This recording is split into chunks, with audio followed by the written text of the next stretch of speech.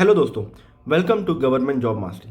दोस्तों, जैसे कि हम अपने मैनेजमेंट की सीरीज कर रहे हैं आरबीआई ग्रेड बी और सीएसआईआर जैसे एग्जाम्स के लिए, हमने फंक्शंस ऑफ मैनेजमेंट अब पूरा कंप्लीट कर लिया है। लेक्चर 6 तक मैंने सब कुछ कंप्लीट करा दिया है।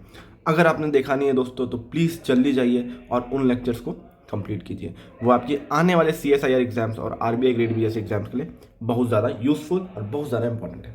अगर दोस्तों आपको मेरे बारे में नहीं पता है तो मैं आपको ब्रीफ इंट्रोडक्शन दे देता हूँ। मैं अपनी बीटेक एनआईटी रायपुर से किया और अब अपनी एमबीए कर रहा हूँ आईआईएम रांची में। अभी अपने सेकंड ईयर में हूँ। उसके अलावा मैंने काफ़ी सारे गवर्नमेंट एग्जाम्स निकाली है, जैसे कि SSC CGL, SSC CHSL, SSC selection post, AFCAT और कैट जैसे एग्जाम्स को मैंने निकाला है। तो दोस्तों, बिना देरी करे हम इस लेक्चर सीरीज की शुरुआत करते हैं। तो चलिए दोस्तों, मोटिवेशन थ्योरीज।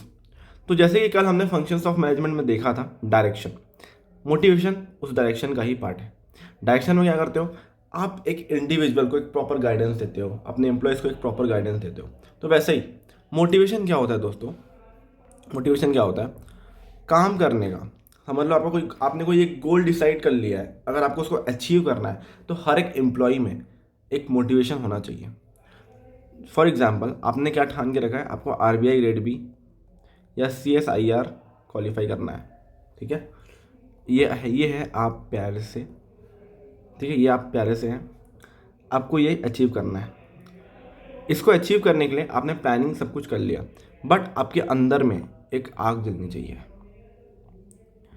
एक आग जलनी चाहिए। जब तक ये आग नहीं जलेगा दोस्तों, तब तक आप क्या ये अचीव कर पाएंगे? क्या बिल्कुल नहीं अचीव कर पाएंगे। आपके अंदर से वो आना चाहिए। या अगर आपके अंदर से नहीं आता है तो आपकी कोई फैकल्टी होगी, आपको कोई गाइड जो करने वाला होगा, वो आपको रेगुलर डांटता रहेगा या बोलता रहेगा, अरे करो यार, जैसे अक्षय तुम करो, तुम कर सकते हो, you have to do it. तो वो आपको मोटिवेट करेगा, जो कि हम कहते हैं एक्सट्रिंसिक मोटिवेशन, जो एक एक्सटर्नल फैक्टर देता है। और इंट्रिंसिक मोटिवेशन क्या होता है, जो हमारे अंदर से एक आग आ रही है कि नहीं भाई, मुझे निकाल के रहना है, आरबीआई निकालना है, मुझे सीएसआईआर जैसे एग्जाम्स को निकालना है, तो मुझे आज पढ़ाई करनी है, मुझे अक्षय सर का ये लेक्चर सीरीज कंप्लीट पूरा करना है। तो यही होता है दोस्तों मोटिवेशन। तो motivation refers to the process by which person efforts are energized, directed and sustained towards attaining a goal. ठीक है, समझ गए दोस्तों मोटिवेशन। अब मोटिवेशन, ये सब चीज़ें तो लिखी हुई है यहाँ पे। अब मोटिवेशन में जैसे कि आपके 3 की एलिमेंट्स होते हैं, एनर्जी, डायरेक्शन और परसिस्टेंस। मतलब आपको मोटिवेशन के लिए एनर्जी तो चाहिए ही भाई, मुझे अचीव करना है, तो उसके लिए आपकी एक एनर्जी तो लगेगी, और एक प्रॉपर गाइडेंस और प्रॉपर डायरेक्शन। जैसे मैं आपको पहले ही कल बताया था, डायरेक्शन के अंदर क्या होता है, मोटिवेशन आता है। तो एक डायरेक्शन होना चाहिए। मोटिवेशन तो आप हो गए हो, आपको समझ लो आरबीआई ग्रेड भी अचीव, आपको आरबीआई ग्रेड भी निकालना है या सीएसआईआर निकालना है, पर आप पढ़ने एसएससी सीजीएल कर लग गए, आप इस डायरेक्शन में मेहनत नहीं कर रहे हो, डायरेक्शन ही नहीं है। मोटिवेशन तो है लेकिन डायरेक्शन नहीं है, तो भी आप क्या निकाल पाओगे? नहीं। तो मोटिवेशन में ये सब चीज़ों को बहुत इंपॉर्टेंस होता है, इन सब चीज़ों का। और परसिस्टेंस, आपको कंसिस्टेंटली, आपको रोज़ मतलब मोटिवेट रहना है, चाहे इंट्रिंसिक हो या आपको कोई और मोटिवेट, और कोई डंडा मार रहा है उसके बाद आप मोटिवेट होते हो तो भी चलेगा। तो आपको मोटिवेट रहना है, परसिस्टेंस रहना है।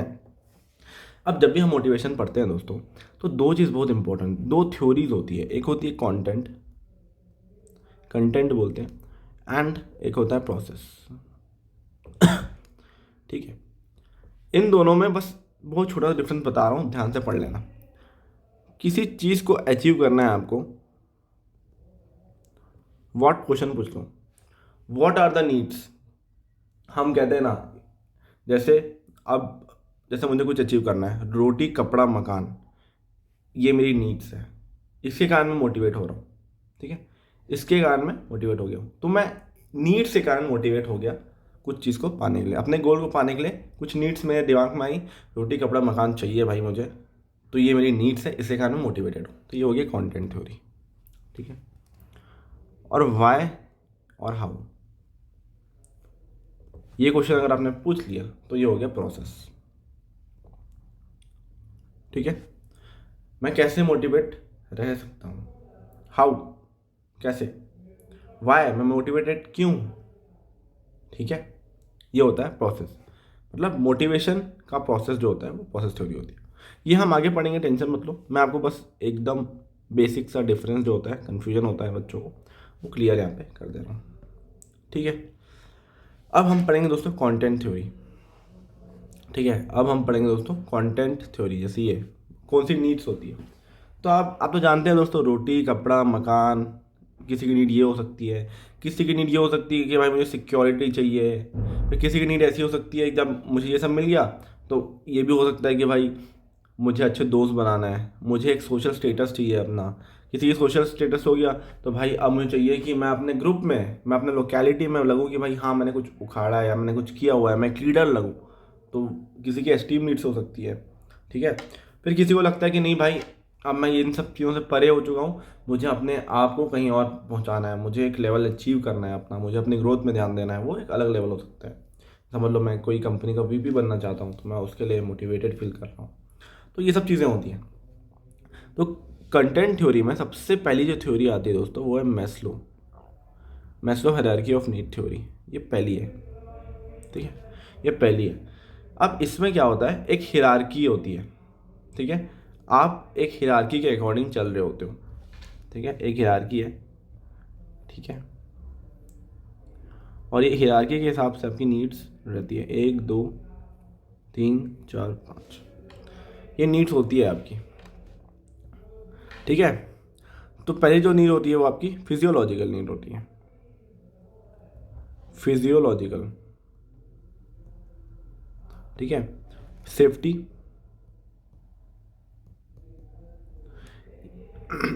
मैस्लो का ऐसा मानना था कि जो आपकी नीड्स होती है वो 5 पार्ट्स में डिवाइड हो गई है। एक होती है फिजियोलॉजिकल नीड, ठीक है, बोलते हैं ना रोटी कपड़ा फूड ड्रिंक शेल्टर सेक्स और अदर फिजिकल रिक्वायरमेंट्स, ये आपकी होती है, ठीक है। फिर सेफ्टी नीड्स आती है। सेफ्टी नीड्स मतलब आपको सिक्योरिटी, भाई सिक्योरिटी की ज़रूरत है आपको। जैसे आपकी जॉब है तो सिक्योर रहे, कोई पार्टनर है तो सिक्योर रहे, आपको सिक्योर फील होना चाहिए, सेफ्टी की तरफ ज़्यादा नीड हो जाती है। फिर थर्ड होता है जब ये दोनों सेटिस्फाई हो गई तो आपको क्या चाहिए, सोशल नीड्स, सोशल नीड्स भी होना चाहिए, जैसे फ्रेंडशिप अफेक्शन लव प्यार मिले। फिर होता है एस्टीम, एस्टीम नीड्स होती है, ठीक है, मुझे अपने सोसाइटी में एक सेल्फ रिस्पेक्ट मिले, ऑनर मिले। फिर अपनी एक होती है लास्ट वाली, सेल्फ एक्चुअलाइजेशन, ये होगी फिफ्थ नीड, ठीक है। इसमें मैं अपने मैक्सिमम पोटेंशियल में पहुंचना चाहता हूँ। तो ये जो नीड्स होती है दोस्तों, इनका आप देख लो, जैसे यहाँ पे physiological needs, food drink shelter reproduction other physical requirements. फिर एक हो जाती है सिक्योरिटी और प्रोटेक्शन वाली होती है, ठीक है, कि मुझे इमोशनल डैमेज ना पहुँचे, एक अच्छा सिक्योर सा जॉब रहे मेरा। जब ये हो गया पूरा, अब मैं चाहता हूँ कि भाई मैं जो भी सर्कल का हिस्सा हूँ वहाँ पे मैं एक हीरो की तरह लगूँ, ठीक है, लोग मुझे एक्सेप्ट करें फ्रेंडशिप की तरह। एस्टीम मतलब एस्टीम मतलब हाँ आपकी सेल्फ रिस्पेक्ट से रिलेटेड। यहाँ पे सोशल नीड्स में आपके दोस्त बने, क्योंकि man is a social animal, तो उसके दोस्त बने। फिर एस्टीम में क्या होता है कि आपको उन एक सर्कल में आप बढ़िया एक रिस्पेक्ट बने आपकी, लोग आपको एक्सेप्ट करें, ऑटोनॉमी हो आपकी, आपकी चलती, बोलते हैं ना मेरा चलता है भाई यहाँ पे, ये एरिया मेरा है, ऐसा वाला। तो वो होता है एस्टीम नीड्स। और फिर सेल्फ एक्चुअलाइजेशन, अपना बेस्ट लेवल में पहुँच जाना। पर दोस्तों ये तो ठीक है, ये यहाँ तक पढ़ लिया, बट इससे ना कुछ लिमिटेशंस भी हो सकते हैं। क्या हुआ कि इसको क्रिटिसाइज तो करने लगे कि ऐसा नहीं होता। हो सकता है कि भाई मुझे भी भूख लगी है बट मेरी जॉब का इंटरव्यू है, जॉब का इंटरव्यू है, तो मैं खाना खाऊंगा कि मैं अपना जॉब का इंटरव्यू दूंगा, मैं अपना जॉब का इंटरव्यू दूंगा। तो मैं बिना ये फिजियोलॉजिकल नीड्स को ध्यान दिए मैं अपनी सेफ्टी और सिक्योरिटी नीड्स की तरफ चले गया। हो सकता है मुझे दोस्त, मेरे पास कुछ नहीं है बट हाँ मुझे दोस्ती करने का मन कर रहा है तो मैं दोस्ती करूँगा, समझ रहे हो ना। तो ये इसका एक क्रिटिसिज्म बना। बट हाँ आपको मैस्लो हायरार्की ऑफ नीड्स में इतना पढ़ना है। फिर एक अपना सेकेंड पार्ट आता है, सेकेंड पार्ट दोस्तों आता है हर्ज़बर्ग्स 2 फैक्टर थ्योरी, ठीक है, 2 फैक्टर इसको थ्योरी बोलते हैं इसको। तो इसमें इसमें कुछ फैक्टर्स है दोस्तों, वो हम देखते हैं क्या क्या फैक्टर्स है। उसके दोस्तों हम लोग सबसे पहले, एक मिनट नीचे चलते हैं, ये जो है ना थोड़ा गलत जगह आ गया, एक मिनट, ठीक है, यहाँ पे ले आओ इसको, ये क्या है, ये भी थोड़ा गलत जगह आ गया, एक मिनट।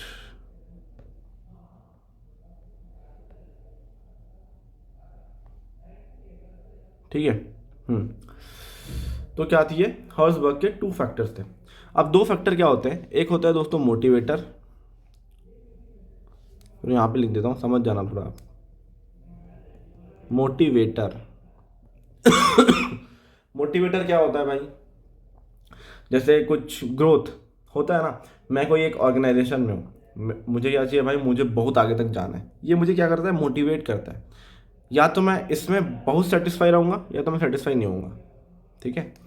मोटिवेटर ऐसा होता है, जैसे फॉर एग्जांपल ग्रोथ हो गया, मुझे ग्रोथ चाहिए, मुझे मनी चाहिए, पैसा चाहिए, मनी, ठीक है, पैसे।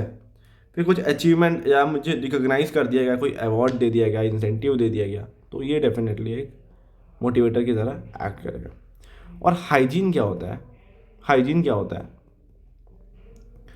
अब मैं आपको एग्जांपल देता हूँ कि समझ लो आप कोई कोई एक लेडी है और वो कोई एक ऑर्गेनाइजेशन में काम करती है, ठीक है। माइट भी उस ऑर्गेनाइजेशन में मेल एम्प्लॉयज़ बहुत ज़्यादा है, एग्जांपल ले लें, मेल एम्प्लॉयज़ बहुत ज़्यादा है, फीमेल बहुत कम है। अब वो रातों काम करती है और वो मेल लोग कुछ कर भी नहीं रहा है, ऐसा कुछ हो भी नहीं रहा है, बट फिर भी वो फीमेल एम्प्लॉय जो है वो इनसिक्योर फील करने लग गई है, वो इनसिक्योर फील कर गई।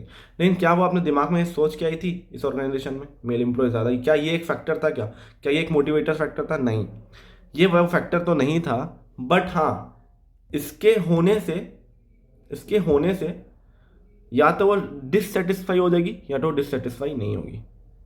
मोटिवेटर तो नहीं है, बट हाँ, इससे कुछ फर्क पड़ता है। तो हाइजीन फैक्टर्स यहाँ पे देख लो, हाइजीन फैक्टर्स आपको सेटिस्फेक्शन नहीं देते हैं, पर हाइजीन फैक्टर्स आपको डिससेटिस्फेक्शन दे देते हैं।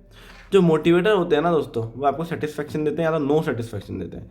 जो हाइजीन फैक्टर्स होते हैं वो आपको डिससेटिस्फेक्शन देते हैं या तो नो डिससेटिस्फेक्शन देते हैं। तो हाइजीन फैक्टर में हमें हमेशा नो डिससेटिस्फेक्शन में रहना है और मोटिवेटर में हमेशा हमें सेटिस्फेक्शन में रहना है, ठीक है, समझा मतलब। और हाइजीन फैक्टर्स आप यहाँ देख पा रहे होंगे, सुपरविजन हो गया, रिलेशनशिप विद सुपरवाइजर, ठीक है, कंपनी पॉलिसी क्या है आपकी, वर्किंग कंडीशंस कैसे हैं, सिक्योरिटी स्टेटस है, रिलेशनशिप कैसी है सबऑर्डिनेट से, पर्सनल लाइफ कैसी चल रही है, ठीक है, ये सब बहुत बड़े बड़े फैक्टर्स होते हैं। ये हमारे हाइजीन फैक्टर्स हैं। तो अब समझ में आ गया दोस्तों, आई गेस आपको समझ में आ रहा होगा। तो हर्ट्जबर्ग 2 फैक्टर था, 2 फैक्टर से अभी आप समझ गए होंगे 2 फैक्टर कौन कौन से, वो मोटिवेशन और हाइजीन है। Intrinsic factors are related to job satisfaction while extrinsic factors are associated with job dissatisfaction, ठीक है, चलेगा। अगर आपको सेटिस्फेक्शन चाहिए तो इंट्रिंसिक फैक्टर्स होते हैं, नहीं डिससेटिस्फेक्शन किससे लिंक होता है, एक्सट्रिंसिक फैक्टर से, मतलब बाहर के फैक्टर से। अब ये बताता है सेटिस्फाइड हो कि डिससेटिस्फाइड हो, ये कौन डिसाइड करता है, मोटिवेटर्स। ये किसके लिए होता है, मोटिवेटर्स के लिए। मोटिवेटर्स के लिए सेटिस्फेक्शन होता है, डिससेटिस्फेक्शन किसके लिए, हाइजीन, ठीक है, चलेगा। यहाँ देख लो, certain characteristics were consistently related to job satisfaction and others to job dissatisfaction. When people felt good about their work they tend to cite intrinsic factors arising from the job itself such as achievement, recognition, responsibility, ठीक है। जब हमें अच्छा लगता है अपने work से, हमें लगता है तो हमारी क्या होती है, हमें लगता है कि भाई हाँ हमने कुछ किया है, हमें रिकग्निशन मिल रही है। कैसे लगता है, क्योंकि हमें रिकग्निशन मिली हुई है, हमारे अचीवमेंट में कुछ हुआ है, हमें लोग रिकग्नाइज कर रहे हैं, रिस्पॉन्सिबिलिटी लगती है कि हाँ भाई हाँ। और एक्सट्रिंसिक फैक्टर से क्या होता है, सच इस कंपनी पॉलिसी, ये अपने हाइजीन फैक्टर्स बोलते हैं हम लोग, हाइजीन फैक्टर जो हो गए, ठीक है, सुपरविजन, इंटरपर्सनल रिलेशनशिप्स, हम लोग इसको उतना देख के नहीं आते हैं, बट हाँ इसके होने से हमें फ़र्क पड़ता है, या तो हम इससे अगर अच्छा नहीं चल रहा होगा तो हम लोग बहुत डिससेटिस्फाई हो जाते हैं, ठीक है। तो ये देखो दोस्तों, ये इंपॉर्टेंट है आपको। हर्ट्जबर्ग जो है, हर्ट्जबर्ग 2 फैक्टर थ्योरी है, अगर वो आपको याद करना है तो आपको ये चीज़ आना बहुत ज़रूरी है। मोटिवेटर्स और हाइजीन फैक्टर्स के ऊपर आपको ध्यान रखना होगा, चलेगा। अब दोस्तों एक बहुत अच्छी थ्योरी आती है, एल्डरफोर्स ईआरजी थ्योरी, एल्डरफोर्स ईआरजी थ्योरी, ठीक है। आपने मैस्लो की थ्योरी पढ़ी थी, उसका ये एक्सटेंशन है, उसी का ये एक्सटेंशन है। 3 ग्रुप्स में उन्होंने बांट दिया नीड्स को। देखो हम लोग कंटेंट थ्योरी पढ़ रहे हैं, कंटेंट थ्योरी क्या आती है, नीड्स के ऊपर बेस्ड होती है। What are your needs, what are your needs. देखो यहाँ भी हम लोग ने मोटिवेटर्स और हाइजीन प्रैक्टिस पढ़ा, ये सब नीड्स हैं हमारी। व्हाट आर योर नीड्स, तो आपको समझ में आना चाहिए दोस्तों कि हम लोग कंटेंट थ्योरी को लिंक यहाँ पे कैसे कर रहे हैं, ठीक है। व्हाट क्वेश्चन पूछ दिए, मतलब वो। तो यहाँ पे भी इसने भी क्या बोला, एल्डर फर्स ने क्या बोला, ईआरजी थ्योरी भी सजेस्ट करती है कि there are 3 groups of core needs. Core needs के 3 ग्रुप हैं।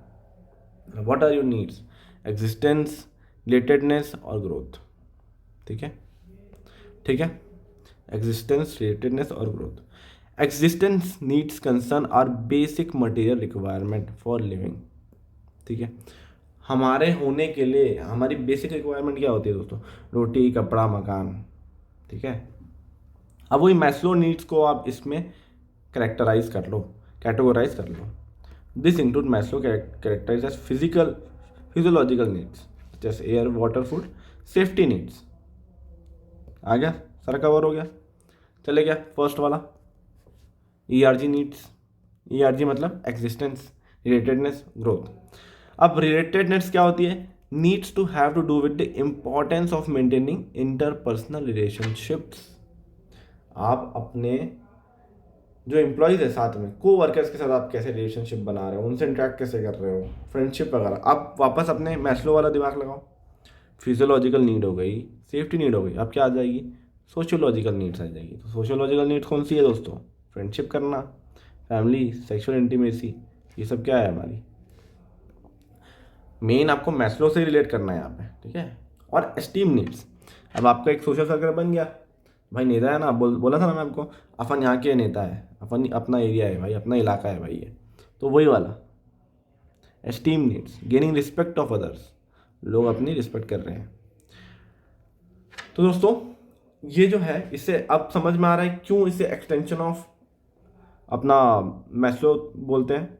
क्यों बोलते हैं, क्योंकि सेम चीज़ वही है, इसको उन्होंने 3 पार्ट में कैटेगराइज कर दिया है, ठीक है। ERG, G for growth. तो ग्रोथ नीड्स क्या होती है, ऐसी नीड्स जो हमें आगे बढ़ने में मदद करें।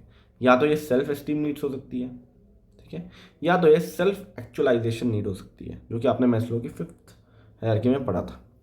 तो सेल्फ एस्टीम नीड्स में सेल्फ एस्टीम आ जाएगा, सेल्फ कॉन्फिडेंस आएगा, अचीवमेंट आएगा।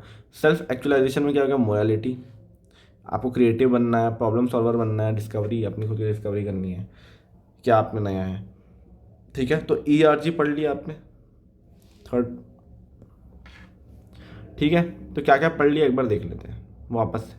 देखो बहुत सारी थ्योरीज है, मैं समझ सकता हूँ भूल जाता है इंसान, बट भूलना नहीं है। पहला ये है Maslow hierarchy of needs. Maslow hierarchy of needs में आप मेरे साथ याद करते करते रहो, फिजियोलॉजिकल, सेफ्टी, सोशल एस्टीम और सेल्फ एक्चुअलाइजेशन। सेकेंड हमने पढ़ा हर्ज़बर्ग्स 2 फैक्टर है। 2 फैक्टर क्या होंगे भाई बताओ, मोटिवेशन और हाइजीन। मोटिवेटर्स जो होते हैं उससे हम क्या होता है, या तो मैं बहुत सेटिस्फाई हो जाऊंगा या तो मैं सेटिस्फाई नहीं होऊंगा। हाइजीन से क्या होता है, उसके होने से हमें थोड़ा फर्क तो पड़ता है, बट हाँ उससे सेटिस्फेक्शन नहीं, उससे डिससेटिस्फाई हो सकता हूँ मैं, या तो नॉट डिससेटिस्फाइड ऐसा, ठीक है, डिससेटिस्फाइड या नो डिससेटिस्फेक्शन। अब आती है एल्डरफर्स ERG थ्योरी, ये मैस्लो का ही एक्सटेंशन है।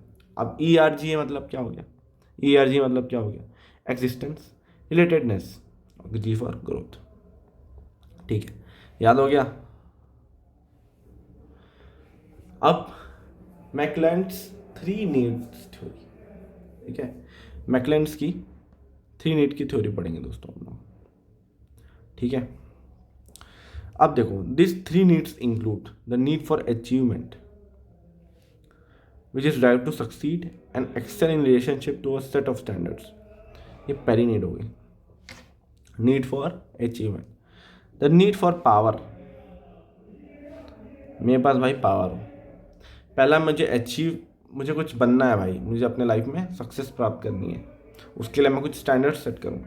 फिर मुझे पावर चाहिए भाई, मुझे एक पावरफुल इंसान बनना है, ठीक है, ताकि लोग मेरे से अच्छे से बिहेव करें, है ना, मेरा कुछ ओहदा होना चाहिए।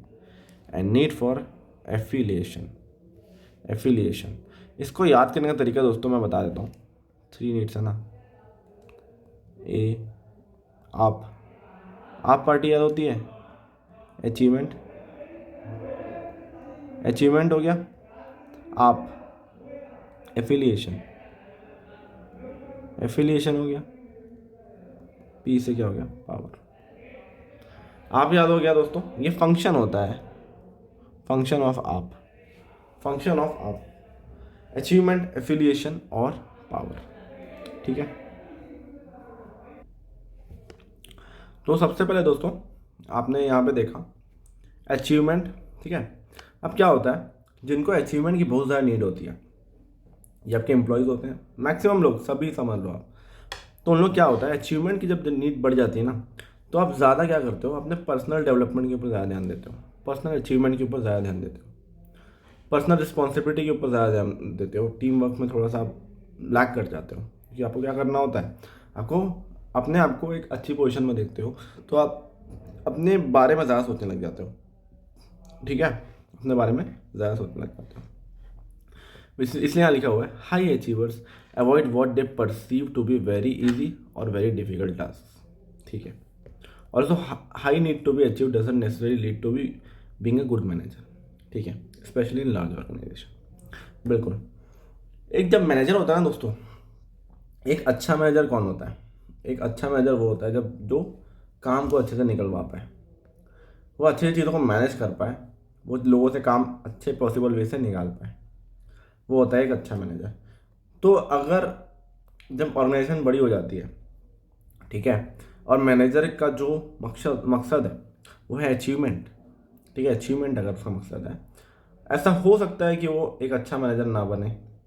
ठीक है, क्योंकि जब आप अच्छे अचीवर बनने की कोशिश करते हो तो आप अपने पर्सनल मोटिव्स को फुलफिल करने में ज़्यादा आगे बढ़ने लग जाते हो, क्योंकि आप अपने आप को एक अच्छे पोजीशन में देखना चाह रहे होते हो, तो माइंड भी आप उस हिसाब से वर्क नहीं कर पा रहे होते हैं।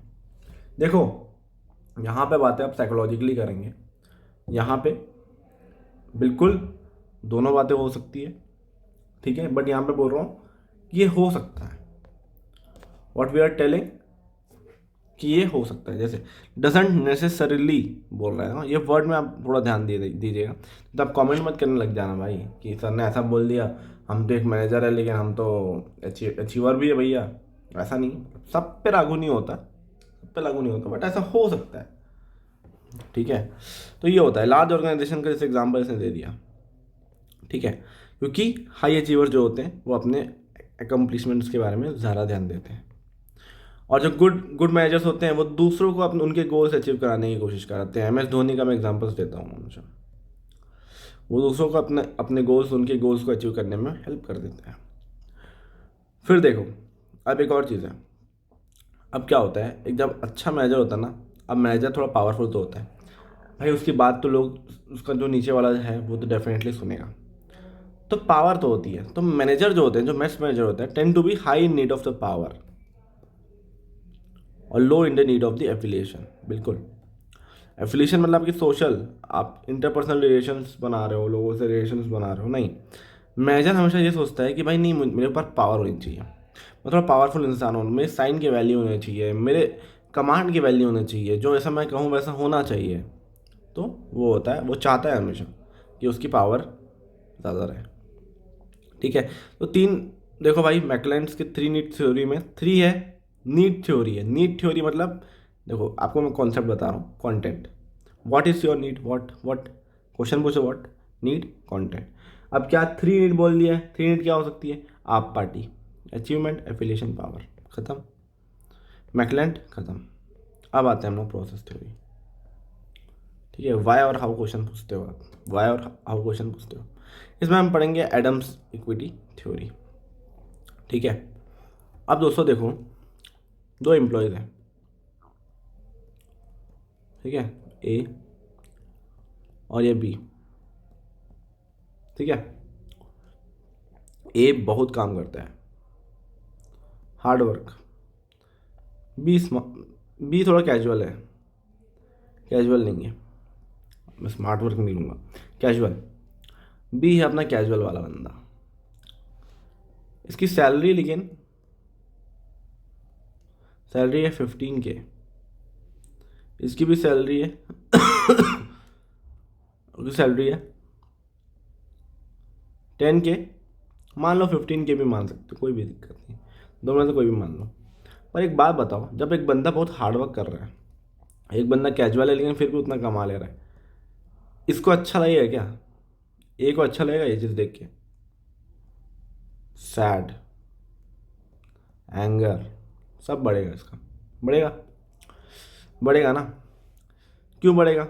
कि भाई ये तो काम कर नहीं रहा है अभी, उसके बाद भी चीज़ों को कमा रहा है, उसके बाद भी उसको मेरे से इक्वल सैलरी बन रही है, तो उसको बुरा लगने लगेगा, जेलसी होगी। ठीक है, तो देखो, प्रोसेस थ्योरी मतलब, अब इससे अब लगाओ अनुमान, ए बी को देख के क्या हो रहा था, जेलस हो रहा था। ए भी चाहता है कि भाई उसको इससे ज़्यादा सैलरी मिले क्योंकि वो काम ज़्यादा कर रहा है। तो ऐसे कौन से फैक्टर्स है जो motivation, how people are getting motivated, how people are getting motivated, how में ध्यान देता है वो, हाउ। ठीक है, अब वो क्या करता था कंटेंट, व्हाट में, what are the needs that motivates people, how people are getting motivated, ये अपना प्रोसेस थ्योरी में आ गया। समझ में आया? तो एडम्स इक्विटी थ्योरी में क्या बताया गया, एक रेफरेंस माना गया अदर पर्सन को, ठीक है, सिस्टम को, उससे इंडिविजुअल कंपेयर करता है अपने आप को, कंपेयर करता है और देखता है क्या उसको ट्रीटमेंट बराबर मिल रहा है, ठीक है, बराबर ट्रीटमेंट, सही ट्रीटमेंट मिल रहा है या गलत ट्रीटमेंट मिल रहा है, ज़्यादा ज़्यादा एफर्ट्स डाल रहे हैं तो उसको डेफिनेटली ज़्यादा मिलना चाहिए कि ये सब चीज़ें हो रही है उस ऑर्गेनाइजेशन में, अगर हो रही है तो अच्छी बात है, नहीं हो रही है तो फिर वो मोटिवेट रहेगा क्या, फिर वो एफर्ट्स अपने कम लगाएगा, अपनी प्रोडक्टिविटी कम कर देगा उसके अकॉर्डिंग। ठीक है, तो यही है दोस्तों, बस इतना सही है। proposes that employees compare what they get from a job in relation to what they put, that is inputs, and then they compare their inputs outcomes ratio with the inputs outcome ratios of the relevant others। समझे? जैसे A B से compare कर रहा था, देखा, अब समझ में आया? इजी था? कोई दिक्कत आ रहा है? एडम्स इक्विटी, इक्विटी से आप समझ जाओ, इक्विटी मतलब भाई हम देखेंगे हमारा ट्रीटमेंट सही हो रहा है कि नहीं हो रहा है, किससे, दूसरे इंसान से, कौन, जो हमारी पोजीशन में है। हम ज़्यादा काम करेंगे तो हमें पैसा ज़्यादा मिलना चाहिए, हमें इंसेंटिव ज़्यादा मिलना चाहिए, नहीं मिलेगा तो हम डिससेटिस्फाई हो जाएंगे या हमारा मोटिवेशन ख़त्म हो जाएगा। समझ गए? यही इक्विटी थ्योरी है बस, बाकी पढ़ लो आप, लिखा चीज़ें वही आएगा। Pursuit fairness of the amount and allocation of rewards among the individuals, fairness. ठीक है, समझ में आ गया? आई होप आपको सब अच्छे समझ में आ रहा होगा दोस्तों, बहुत ईजी वे में समझा रहा हूँ मैं आपको, ताकि आपको कोई दिक्कत ना हो। और ये जो पीडीएफ है सारे टेलीग्राम चैनल पर डालेंगे। फिर प्रोसेस थ्योरी, सेकंड प्रोसेस में हमें दो ही पढ़ना है, हमारे सिलेबस में सिर्फ दो ही है। ठीक है, अब रूम एक्सपेक्टेंसी थ्योरी, एक्सपेक्टेंसी देखो, मतलब मैं कुछ एक्सपेक्ट करूँगा, अगर ये एक्सपेक्टेशन मीट हो जाएगी तो चलो अच्छा है, अगर एक्सपेक्टेशन मीट नहीं होगी तो मेरा मोटिवेशन डाउन हो जाएगा, मोटिवेशन अप हो जाएगा। समझ गए? तो इसमें कुछ फैक्टर्स होते हैं, based on the expectation that act will be followed by given outcome on the attractiveness of the outcome to the individual. 3 variables होते हैं इसमें और रिलेशनशिप होती है। आप देखो दोस्तों, मैं आपको यहाँ से चालू करा रहा हूँ, यहाँ से चालू कराऊंगा पहले, वेलेंस या अट्रैक्टिवनेस ऑफ द रिवॉर्ड। ठीक है, अब क्या होता है दोस्तों, मेरा कुछ एक गोल है, ठीक है, मेरा कुछ गोल है और मैं क्या करूँगा, अगर मैं कितना हार्ड वर्क करूँगा उस गोल को अचीव करने में, उस चीज़ को पाने में, और क्या मैं पा लूँगा उसे, क्या मुझे वो रिवॉर्ड मिलेगा, ठीक है, कितना अट्रैक्टिव है वो रिवॉर्ड मिलने, does it help me achieve my own personal goals. ठीक है, तो ये हो गया अपना वेलेंस, और अट्रैक्टिवनेस ऑफ रिवॉर्ड कहते हैं इसे, वो रिवॉर्ड मिलने कितना अट्रैक्टिव है, कितना इम्पोर्टेंट है, ताकि मैं उस गोल तक पहुंचूं, उसके लिए मैं मोटिवेट रहूं। Valence considers both goals and the needs of the individual. Second होता है अपना ठीक है, एक्सपेक्टेंसी। एक्सपेक्टेंसी, एक्सपेक्टेंसी मतलब क्या होता है